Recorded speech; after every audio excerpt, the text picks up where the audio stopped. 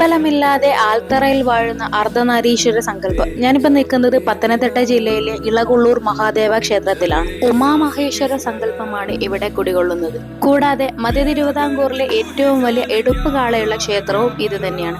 മഹാശിവരാത്രിയാണ് ഇവിടുത്തെ വിശേഷാൽ ദിവസം. അമ്പലമില്ലാതെ ആൽത്തറയിൽ കുടികൊള്ളുന്ന ഔച്ചിറ പരബ്രഹ്മത്തെയൊക്കെ നമ്മൾ കണ്ടിട്ടുണ്ട്. പക്ഷെ നാലമ്പലത്തിനുള്ളിലായിട്ട് ആൽത്തറയിൽ കുടികൊള്ളുന്ന പടിഞ്ഞാറോട്ട് ദർശനമുള്ള അർദ്ധനാരീശ്വര സങ്കല്പം കേരളത്തിലെ അപൂർവം ചില ക്ഷേത്രങ്ങളിൽ ഒന്നാണിത്.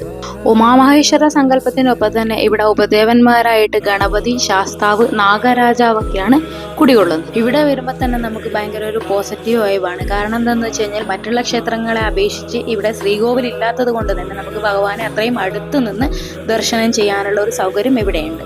മഹാദേവൻ പാർവതി സമേതനായിട്ട് വിവാഹശേഷം യാത്ര ചെയ്യുന്ന കൂട്ടത്തിൽ ഈ ഒരു ഗ്രാമത്തിന് നല്ല ഭംഗി കണ്ട് പാർവതി ദേവി പറഞ്ഞിരുന്നു നമുക്കിവിടെ നിന്ന് വിശ്രമിച്ചിട്ട് പോകാമെന്ന്.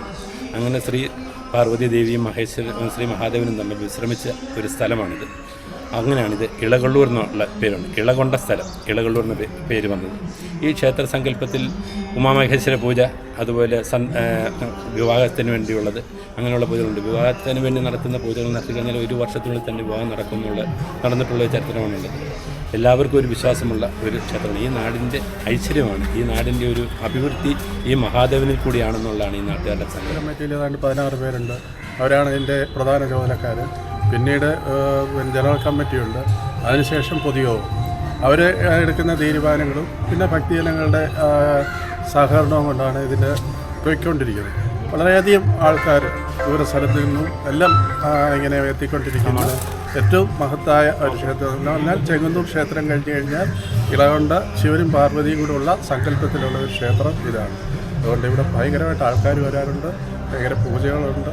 ശനിയാഴ്ച ദിവസങ്ങളിൽ വളരെ അധികം ആൾക്കാർ ഇവിടെ എത്തിച്ചേരാറുണ്ട്. അതേപോലെ ഈ ക്ഷേത്രത്തിൽ പ്രത്യേകമായിട്ട് തെക്കൻ തിരുവിതാംകൂറിൽ നടത്തിയതിൽ ഏറ്റവും വിശിഷ്ടമായിട്ടുള്ള സോമയാഗം നടന്ന ക്ഷേത്രമാണ് ഇളകൊള്ളൂർ മഹാദേവ ക്ഷേത്രം. സോമയാഗം നടന്നതിന് ശേഷം കഴിഞ്ഞ വർഷം ഇവിടെ അതിരാത്രം നടന്നു. എന്ന് വെച്ചാൽ സങ്കല്പം അനുസരിച്ച് സോമയാഗം നടന്ന ക്ഷേത്രങ്ങളിലെ അതിരാത്രം നടത്താറുള്ളൂ. അതുകൊണ്ട് ഈ ക്ഷേത്രം അവർ കഴിഞ്ഞ വർഷം തിരഞ്ഞെടുത്തു. തെക്കൻ തിരുവിതാംകൂറിൽ ആദ്യമായിട്ട് നടന്നത് അതിരാത്രം ഈ ക്ഷേത്രത്തിൽ തന്നെ കഴിഞ്ഞ വർഷം. പിന്നെ അതേപോലെ തന്നെ കെട്ടുകളെക്കുറിച്ചുള്ളത് പറഞ്ഞു, സങ്കല്പങ്ങൾ പറഞ്ഞു. പിന്നെ ബാക്കി ഇവിടെ ഈ അമ്പലത്തിനൊരു പ്രത്യേകത എന്ന് പറയുന്നത് മുകളിലോട്ട് പണിയത്തില്ല. മുകളിലോട്ട് പണിയുവാണെങ്കിൽ ഈ ക്ഷേത്രത്തിൻ്റെ അത് ഗോപുരം ചെങ്ങന്നൂർ ക്ഷേത്രവുമായിട്ട് താരതമ്യം ചെയ്യും. അതുകൊണ്ട് ക്ഷേത്രം ഇവിടുത്തെ വന്നിട്ട് മുകളിലോട്ട് പണിയത്തില്ല. ഇവിടെ ആൽത്തറ നിക്ഷിപ്തം. കേരളത്തിലെ ഒരുപക്ഷെ ഇതുപോലെ ആൽത്തറ മുഖ്യ ശ്രീകോവിലായി നാലമ്പലത്തിനുള്ളിൽ സ്ഥിതി ചെയ്ത വേറൊരു ക്ഷേത്രം ഉള്ളതായിട്ട് അറിയില്ല. എവിടെയെങ്കിലും ഉണ്ടോ ഇല്ലയോ നമുക്കറിയില്ല.